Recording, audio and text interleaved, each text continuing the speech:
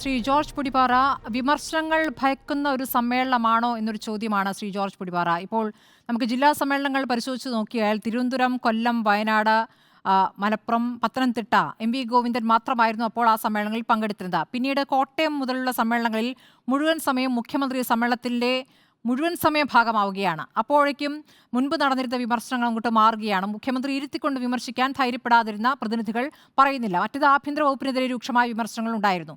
ഈ രൂപത്തിലാണ് സമ്മേളനം, ജില്ലാ സമ്മേളനം അവസാനിച്ചത്.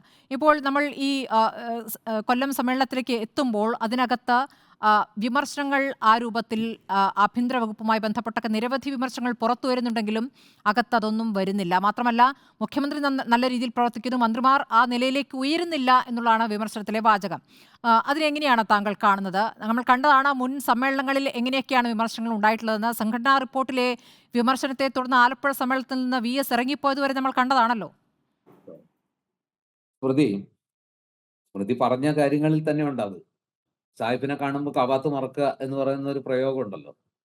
അതായത് പിണറായി വിജയന്റെ സാന്നിധ്യത്തിൽ അത് ജില്ലാ സമ്മേളനത്തിലായാലും അതുപോലെ തന്നെ സംസ്ഥാന സമ്മേളനത്തിലായാലും പാർട്ടിയിലെ ക്യാപ്റ്റൻ, അതായത് ചോദ്യം ചെയ്യപ്പെടാത്ത നേതാവ്, മാത്രമല്ല ഈ പാർട്ടിയിൽ നിന്നുകൊണ്ട് ഭാവിയിൽ എന്തെങ്കിലുമൊക്കെ നേടണം, അല്ലെങ്കിൽ ഏതെങ്കിലും സ്ഥാനത്തോ പദവിയിലോ എത്തണം, അല്ലെങ്കിൽ ഏതെങ്കിലും MLA സീറ്റോ അല്ലെങ്കിൽ മറ്റേതെങ്കിലും പ്രധാനപ്പെട്ട തസ്തികകൾ അല്ലെങ്കിൽ എന്തെങ്കിലും സ്ഥാനങ്ങൾ കിട്ടണമെന്നുണ്ടെങ്കിൽ നാവടയ്ക്ക് മര്യാദയ്ക്ക് മിണ്ടാതിരിക്കണം എന്നൊരു തിരിച്ചറിവ് പാർട്ടിയിലെ പ്രധാനപ്പെട്ട ഈ സമ്മേളന പ്രതിനിധികൾക്ക് ഉണ്ടെന്ന് വേണം മനസ്സിലാക്കാൻ.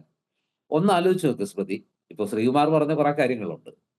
അതിനപ്പുറത്ത് കടന്നു നിന്നുകൊണ്ട് ചിന്തിച്ചാൽ നമ്മൾ ഈ കഴിഞ്ഞ 2, 3 വർഷത്തെ, അതായത് ഈ 2ാം പിണറായി സർക്കാരായാലും 1ാം പിണറായി സർക്കാരായാലും ഈ ചാനൽ ചർച്ചകളിൽ അല്ലെങ്കിൽ കേരളത്തിലെ വാർത്താ മാധ്യമങ്ങളിൽ ഏറ്റവും കൂടുതൽ ചർച്ച ചെയ്യപ്പെട്ടത് ഏത് വ്യക്തിയെ കേന്ദ്രീകരിച്ചാണ്, ഏത് വകുപ്പിനെ കേന്ദ്രീകരിച്ചാണ്?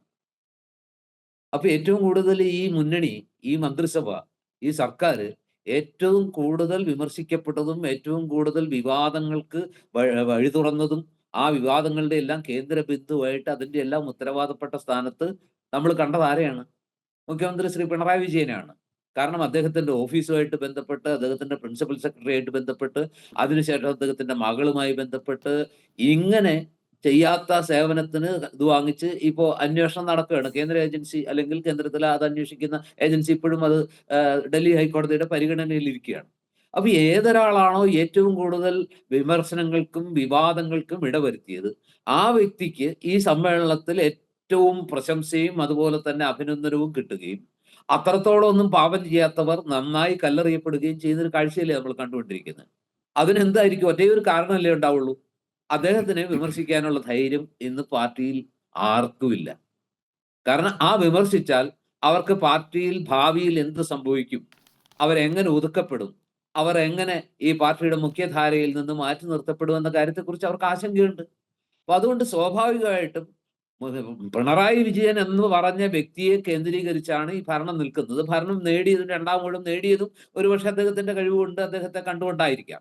പക്ഷെ എങ്കിൽ പോലും നമ്മൾ കാണേണ്ട ഒരു കാഴ്ച, ഈ പറഞ്ഞ ഏറ്റവും കൂടുതൽ വിമർശിക്കപ്പെടേണ്ട, നമ്മൾ എത്രയോ കാര്യങ്ങൾ കേട്ടു, ആഭ്യന്തര വകുപ്പിനെതിരെയുള്ള എന്തെന്ത് വിമർശനങ്ങൾ, പലപ്പോഴും അദ്ദേഹത്തിന്റെ ന്യായീകരണങ്ങൾ ചെടിച്ചട്ടി കൊണ്ടും അതുപോലെ തന്നെ ഹെൽമറ്റ് കൊണ്ടും അടിച്ചൊതുക്കിയ ആ പ്രവർത്തനത്തെ രക്ഷാപ്രവർത്തനം എന്ന് വ്യാഖ്യാനിച്ച അദ്ദേഹം SFI ക്യാമ്പസുകളിൽ നടത്തുന്ന സകല കാര്യങ്ങളെയും ന്യായീകരിച്ചുകൊണ്ട് അവർ ഏറ്റവും മാതൃകാപരമായ പ്രവർത്തനമാണ് നടത്തുന്നത്, ഇവിടുത്തെ മാറ്റങ്ങളുടെ എല്ലാം കാരണക്കാര് SFI ആണെന്ന് പറഞ്ഞുകൊണ്ട് SFI സമ്മേളനത്തിൽ അദ്ദേഹം നടത്തിയ പ്രസംഗം ഏറ്റവും കൂടുതൽ ഈ കേരള സമൂഹം ഏറ്റവും കൂടുതൽ വിമർശിച്ച, ഏറ്റവും കൂടുതൽ ഉത്കണ്ഠപ്പെടുന്ന എല്ലാ വിഷയങ്ങളിലും അതിന്റെ ഏതെങ്കിലും ഒരു ഭാഗത്തെ ഏറ്റവും അതിന്റെ കേന്ദ്ര ബിന്ദുവായിട്ട് മുഖ്യമന്ത്രി ഉണ്ടായിട്ടും ഈ പാർട്ടിയുടെ സംസ്ഥാന സമ്മേളനത്തിൽ സ്വയം വിമർശനമാണ് പാർട്ടിയുടെ ശക്തി, അതുപോലെ തന്നെ വിമർശനവും സ്വയം വിമർശനമാണ് പാർട്ടിയെ ശക്തിപ്പെടുത്തുന്നതെന്ന് പറയുമ്പോൾ മുഖ്യമന്ത്രി പിണറായി വിജയനും അദ്ദേഹത്തിന്റെ കുടുംബത്തിനുമെതിരെ നിരന്തരം ആരോപണം ഉയരുന്നു, പല അന്വേഷണങ്ങളും നടക്കുന്നു. എന്നിട്ടും ആ വിഷയങ്ങളൊന്നും പാർട്ടിയിൽ ആരും പരിഗണിക്കുന്നില്ല, ആർക്കും അതൊരു പ്രശ്നമല്ല. മറിച്ച് അത്രയൊന്നും പാപം ചെയ്യാത്ത, അത്രയൊന്നും ഉത്തരവാദിത്വമില്ലാത്ത, അത്രയൊന്നും പാർട്ടിയെ കരുതേക്കുകയോ അല്ലെങ്കിൽ പാർട്ടിക്ക് ചീത്തപ്പേരുണ്ടാക്കുകയോ ചെയ്യാത്ത മന്ത്രിമാർക്കെതിരെയെല്ലാം വളരെ വളരെ വലിയ ആരോപണം ഉണ്ടാകുന്നു. വി ഗോവിന്ദൻ എന്ന പാർട്ടി സെക്രട്ടറിക്കെതിരെ വരെ, അതിന് സമീപകാലത്താണ് വന്നത്, അദ്ദേഹം വലിയ കുറ്റങ്ങളൊന്നും ചെയ്തതായിട്ട് ചില വിവരക്കേടുകളൊക്കെ പറഞ്ഞിട്ടുണ്ടെന്നുള്ളത് AI വന്നാൽ സോഷ്യലിസം വരും പോലെയുള്ള ചില വിവരക്കേടുകളൊക്കെ അദ്ദേഹത്തിന്റെ ഭാഗത്തു നിന്നുണ്ടായി എന്നല്ലാതെ സത്യം പറഞ്ഞാൽ അദ്ദേഹത്തിനെതിരെ എന്തെങ്കിലും ആരോപണങ്ങൾ ഉണ്ടായെന്ന് നമുക്ക് പറയാൻ പറ്റില്ല. അദ്ദേഹം വലിയ തെറ്റുകളൊന്നും ചെയ്തതായിട്ട് നമുക്കറിയില്ല. അദ്ദേഹത്തിന്റെ പ്രവർത്തന സ്വാതന്ത്ര്യം എത്രത്തോളം ഉണ്ടെന്നൊക്കെ നമുക്കറിയാം. അദ്ദേഹം ഒരു നിഴൽ മാത്രമായിട്ട് പ്രവർത്തിക്കേണ്ട ഗതികേടും അദ്ദേഹത്തിനുണ്ട്. എന്നിട്ട് അദ്ദേഹത്തിന് ധാരാളം വിമർശനം വരുന്നു. അദ്ദേഹം പക്ഷപാതം കാണിക്കുന്നു. എല്ലാ സ്ഥാനമാനങ്ങളും കണ്ണൂരിൽ നിന്നുള്ളവർക്ക് മാത്രം കിട്ടുന്നു. പക്ഷെ മുഖ്യമന്ത്രിക്കെതിരെ ആരും ആഭ്യന്തര വകുപ്പിനെതിരെ പോലീസ് സ്റ്റേഷനുകളിൽ എന്താ പറയാ CPM-കാർ ചെന്നാൽ പരിഗണിക്കുന്നില്ല. അവരുടെ കാര്യങ്ങൾ കേൾക്കാൻ ആളില്ല. പോലീസുകാർ തന്നിഷ്ടം പോലെ പെരുമാറുന്നു. പാർട്ടിക്ക് ഒരു പരിഗണനയുമില്ല തുടങ്ങി എന്തുമാത്രം ആരോപണങ്ങൾ നമ്മൾ അല്ലല്ല, കേൾക്കുന്നു. പോലീസിൽ സ്മൃതി പറഞ്ഞതുപോലെ RSSന്റെ സ്വാധീനം, RSSകാർ കടന്നുകൂടുന്നു എന്നുള്ള വിമർശനം ജില്ലാ സമ്മേളനങ്ങളിലടക്കം വന്നിട്ടുള്ള ഒരു കാര്യമാണ്. അതുമായി അതെ, ബന്ധപ്പെട്ട് പുറത്ത് വിമർശനങ്ങൾ ഉണ്ടായിട്ടുള്ളതാണ്. ഇപ്പോൾ അത്തരം കാര്യങ്ങളൊന്നും ഈ സംസ്ഥാന സമ്മേളനത്തിൽ പറഞ്ഞു കേട്ടില്ല. BJP നമ്മൾ സ്വാധീനം കൂട്ടുന്നതിനെ കുറിച്ചൊക്കെ പറയുന്നുണ്ട്. പക്ഷേ ഇതേക്കുറിച്ച് ആഭ്യന്തര വകുപ്പുമായി ബന്ധപ്പെട്ട, പോലീസുമായി ബന്ധപ്പെട്ട അത്തരം പരാമർശങ്ങളില്ല. ഒന്ന് ആലോചിച്ച് നോക്കിയ സ്മൃതി. നമുക്കറിയാം ഈ ലോക്സഭാ തെരഞ്ഞെടുപ്പിന് മുമ്പ് ഈ പറഞ്ഞ അതായത് ലോക്സഭാ തെരഞ്ഞെടുപ്പിലെ തോൽവിയുടെ ഇപ്പൊ നിയമസഭാ തെരഞ്ഞെടുപ്പിൽ വീണ്ടും പാർട്ടിയെ അധികാരത്തിൽ എത്തിച്ചെങ്കിലും ഈ ലോക്സഭാ തെരഞ്ഞെടുപ്പിലെ കനത്ത തോൽവിയുടെ ഉത്തരവാദിത്വം അങ്ങനെയാണെങ്കിൽ ശ്രീ പിണറായി വിജയൻ തന്നെ ഏറ്റെടുക്കണ്ടേ? അദ്ദേഹത്തിന്റെ തന്ത്രത്തിൽ വന്ന പാളിച്ചയാണോ? അദ്ദേഹം ആവശ്യത്തിലധികം ഈ മുസ്ലിം സമുദായത്തെ പ്രീണിപ്പിക്കാൻ ശ്രമിച്ചത് കൊണ്ട് ഭൂരിപക്ഷ സമുദായത്തിൽ പരമ്പരാഗതമായിട്ട് LDFന് കിട്ടിക്കൊണ്ടിരുന്ന വോട്ടുകൾ മാറിപ്പോയി. പ്രത്യേകിച്ച് ഈഴവ സമുദായത്തിൽ നിന്ന് SNDPയിൽ നിന്ന് വൻതോതിൽ വോട്ടുകൾ മാറിപ്പോയി. ഈ ആറ്റിങ്ങലിലും ആലപ്പുഴയിലും അടക്കം CPM-ന്റെ ശക്തി കേന്ദ്രങ്ങളിൽ വൻതോതിൽ വോട്ട് ചോർന്നു. ഈ ചോർന്നതിന്റെ കാരണം ഈ ലീഗ് പ്രീണനത്തിനല്ലേ മുസ്ലിം സമുദായത്തെ ന്യൂനപക്ഷ പ്രീണനം അമിതമായി പോകുന്നു. ലോക്സഭാ തെരഞ്ഞെടുപ്പിന്റെ കാലഘട്ടത്തിൽ ഏത് തരത്തിലുള്ള ഒരു രാഷ്ട്രീയമാണ് CPM സ്വീകരിച്ചതെന്ന് നമ്മൾ കണ്ടതാണ്. ആ ലോക്സഭാ തെരഞ്ഞെടുപ്പിലെ വലിയ തിരിച്ചടിക്ക് ശേഷം CPM പ്ലേറ്റ് മറച്ചു വെച്ചതും നമ്മൾ അങ്ങനെ കണ്ടുകൊണ്ടിരിക്കുകയാണ്. പ്ലേറ്റ് അങ്ങനെയാണെങ്കിൽ മറച്ചു വെക്കുമ്പോഴുള്ള പ്രശ്നം ശ്രീ ജോർജ് പൊടിപാറ, അത് തന്നെയാണ് BJP-യും പറയുന്നത് എന്നുള്ളതാണ്. അതെ. അപ്പൊ ഇവിടുത്തെ പ്രശ്നം അങ്ങനെയാണെങ്കിൽ എന്തുകൊണ്ട് അതിന്റെ പ്രധാനപ്പെട്ട കാരണം ആരാണ്? ആ തീരുമാനങ്ങളൊക്കെ എടുക്കാൻ പാർട്ടി സെക്രട്ടറി MV ഗോവിന്ദൻ വിചാരിച്ചാൽ മാത്രം നടക്കൂ.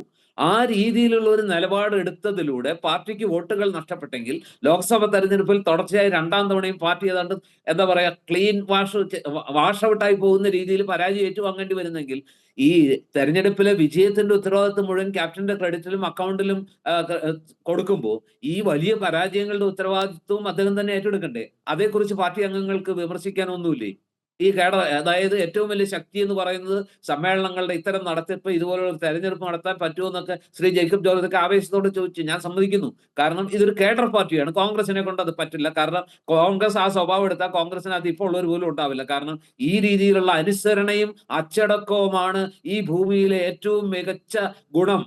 അതിനപ്പുറത്ത് വേറൊന്നുമില്ലെന്ന് വിചാരിക്കുന്ന ആളുകള് അല്ല ഈ കുറച്ചുകൂടി ജനാധിപത്യപരമായിട്ട് വിമർശിക്കാനും വിയോജിക്കാനും അഭിപ്രായങ്ങൾ പറയാനും സ്വാതന്ത്ര്യമുള്ള ഒരു അവസ്ഥയിൽ പ്രവർത്തിക്കാൻ ഇഷ്ടപ്പെടുന്ന മനുഷ്യരാണ് കോൺഗ്രസ് പോലെ ഒരു ജനാധിപത്യ സ്വഭാവമുള്ള പാർട്ടിയിൽ നിൽക്കുന്നത്. ഇടതുപക്ഷ സ്വഭാവമുള്ള ഒരു കുറെ കൂടി അച്ചടക്കവും അതുപോലെ തന്നെ ഒരു സംവിധാനത്തിന്റെ കീഴിൽ ഒരു ചട്ടക്കൂടിന് കീഴിൽ നിശബ്ദരായിരുന്നുകൊണ്ട് പാർട്ടി കൂറും പ്രത്യയശാസ്ത്ര പ്രതിബദ്ധതയും മാത്രം നിർത്തിക്കൊണ്ട് പ്രവർത്തിക്കാൻ ഇഷ്ടപ്പെടുന്നവരാണ്.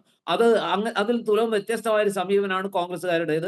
അല്ലെങ്കിൽ ജനാധിപത്യ പാർട്ടികൾ, സോഷ്യലിസ്റ്റ് പാർട്ടികളെ നമ്മൾ കണ്ടിട്ടില്ലേ? അവിടെ നേതാക്കന്മാർക്ക് കൂച്ചുവിലം കിടാൻ പറ്റുമോ? അത് എത്ര തവണ പിളർന്നു. അപ്പൊ അതൊരു വ്യത്യസ്തമായ ശൈലിയാണ്, വ്യത്യസ്തമായ ഒരു മനോഭാവമാണ് അതിനകത്ത് പ്രവർത്തിക്കുന്നവർ.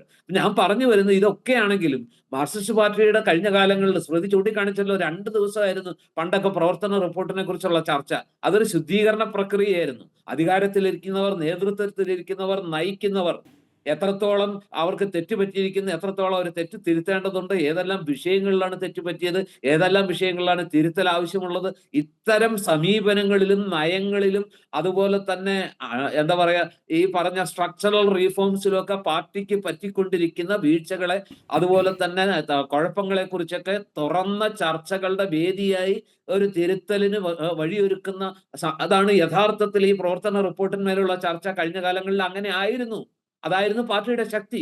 പക്ഷെ ഇപ്പോ 2 ദിവസത്തെ ചർച്ച 7 മണിക്കൂറിലേക്ക് ആക്കുന്നു. അവിടെ തന്നെ ഭൂരിപക്ഷം പ്രതിനിധികളും അവർക്ക് വിമർശിക്കാൻ കഴിയുന്നവരിലെ വിമർശിച്ചാൽ കുഴപ്പമൊന്നുമില്ലാത്തവരുടെ നേരെ തോക്ക് തിരിച്ചു വെക്കുന്നു. പോയിന്റ് ബ്ലാങ്കിൽ നിന്നും ആരും വെടിവെക്കുന്നില്ല. യഥാർത്ഥത്തിൽ ആരാണോ തിരുത്തേണ്ടത്, ആരാണോ മാറേണ്ടത്, ആരാണോ ഇതിനെയെല്ലാം മാറ്റേണ്ടത്, അവർക്ക് സ്തുതി പാടുകയും അവർ ചെയ്യുന്നതെല്ലാം ശരിയെന്നും അവരെല്ലാ വിജയത്തിന്റെയും എല്ലാ എന്താ പറയാ നേട്ടങ്ങളുടെയും കാരണഭൂതനും ക്രെഡിറ്റ് ഇതിലെ ഒരു മുഴുവൻ അവരുടെ പരാമർശം, അക്കൗണ്ടിലേക്ക് കൊടുത്തിട്ട് പാർട്ടിക്ക് പാർട്ടി പിന്നിൽ അണികളെ അണിനിരത്തുന്നതിന് പകരം വ്യക്തികൾക്ക് പിന്നിൽ അണികളെ അണിനിരത്തുന്നു. ഇതാരെയാണ് ഉദ്ദേശിക്കുന്നത്? തീർച്ചയായിട്ടും അത് അത്രയെങ്കിലും പറഞ്ഞല്ലോ എന്ന് അല്ല, വിചാരിച്ച് അത് ഞാൻ ആരെയാണ് ആശ്വസിക്കുക. ഉദ്ദേശിക്കുന്നത്? നമുക്ക് പെട്ടെന്ന് തോന്നും ഈ കണ്ണൂരിലെ സംഭവങ്ങളൊക്കെ വെച്ച് പി ജയരാജനെ വേണമെങ്കിൽ വിമർശിക്കുകയാണോ എന്ന് തോന്നാം. പക്ഷെ അതാണോ യഥാർത്ഥത്തിൽ? യഥാർത്ഥത്തിൽ അത് പിണറായി വിജയനെ തന്നെയാണ് ഉദ്ദേശിച്ചിരിക്കുന്നത്. അതിനപ്പുറത്ത് പോകാൻ അവർക്ക് പറ്റുന്നില്ല. വ്യക്തിയെ പറ്റി പേരെടുത്ത് പറയാനുള്ള ആ ഒരു അവസ്ഥ ഇന്ന് പാർട്ടിക്കകത്ത് ഉണ്ടോ എന്നുള്ള കാര്യത്തിൽ എനിക്ക് സംശയമുണ്ട്. എന്തായാലും അത് പി ജയരാജനെ അല്ല, സാക്ഷാൽ ശ്രീ പിണറായി വിജയനെ തന്നെയാണ്, മുഖ്യമന്ത്രിയെ തന്നെയാണ് എന്ന് വിചാരിക്കാനാണ് എനിക്കിഷ്ടം. പക്ഷെ അതിനപ്പുറത്തേക്കൊന്നും പോകാൻ അവർക്ക് പറ്റുന്നില്ല. ശരി. യഥാർത്ഥത്തിൽ ഇതിനകത്ത് ഒരുപാട് ചോദ്യങ്ങൾ ഉയരണ്ടേ? സീസറിന്റെ ഭാര്യ സംശയത്തിന് അതീതയായിരിക്കണം. ഒരു മുഖ്യമന്ത്രി അദ്ദേഹത്തിന് പാർട്ടി ഭരിക്കുമ്പോൾ ആ പാർട്ടിയുടെ ക്യാപ്റ്റനും സർവ്വസൈന്യാധിപനുമായിട്ട് ആ മുന്നണിയെയും പാർട്ടിയെയും നയിക്കുന്ന ആ വ്യക്തിയെ ചുറ്റിപ്പറ്റി ഇത്രയേറെ ആരോപണങ്ങൾ ഉയരുമ്പോൾ ഈ ആരോപണങ്ങൾക്ക് അപ്പുറത്ത് ചാന്ദ്രശോഭയോടെ അദ്ദേഹം അല്ലെങ്കിൽ സൂര്യശോഭയോടെ അദ്ദേഹം പുറത്തു വരണമെങ്കിൽ ഈ ആരോപണങ്ങളൊക്കെ കളവാണെന്നും ഈ ആരോപണങ്ങളെല്ലാം തെറ്റാണെന്നും സ്ഥാപിക്കാൻ അന്വേഷണങ്ങളിലൂടെ അദ്ദേഹം അഗ്നിശുദ്ധി വരുത്തണ്ടേ? പക്ഷെ എന്തുകൊണ്ട് അത് നടക്കുന്നില്ല? അദ്ദേഹത്തിന്റെ കാര്യത്തിൽ അങ്ങനെ ഒരു അഗ്നിശുദ്ധി വരുത്താൻ, അത്തരം കാര്യങ്ങൾ ചൂണ്ടിക്കാട്ടാനും മുഖ്യമന്ത്രിയുടെ കുടുംബത്തെ പറ്റി ഇങ്ങനെ വരുന്ന ആരോപണങ്ങൾ പാർട്ടിക്ക് വലിയ തിരിച്ചടിയാകുന്നു, പാർട്ടിയെ പക്ഷേ കുടുംബത്തെ സംശയത്തിൽ പറ്റിയിട്ടുള്ള ആരോപണങ്ങളൊക്കെ ആരും കഴിഞ്ഞ സമ്മേളനത്തിൽ മുഖ്യമന്ത്രിയെ പിണറായി വിജയനെ കുറച്ച് ദുർബലനാക്കിയിരുന്നെങ്കിൽ ഇന്ന് അദ്ദേഹം വളരെ ശക്തനാണ്. ഇന്ന് അത്തരം ആരോപണങ്ങളും ഇപ്പോൾ ചർച്ചയ്ക്കില്ല എന്നുള്ള യാഥാർത്ഥ്യം കൂടിയുണ്ട്. ശ്രീ ജോർജ് പൊടിപാറ, ആ വിഷയം തീർന്നു പോയിട്ടാണോ? ആ വിഷയം തീർന്നിട്ടുണ്ടോ? സ്മൃതി ആ അങ്ങനെ വിഷയം എവിടെ വിചാരിക്കുന്നുണ്ടോ? നിന്നൊക്കെ അന്വേഷണം ആരൊക്കെയാണ് നടക്കുന്നുണ്ട്. തീർക്കുന്നത് എന്ന് കൂടി പരിശോധിക്കേണ്ടി വരും. ശ്രീ ജോർജ് പൊടിപാറ.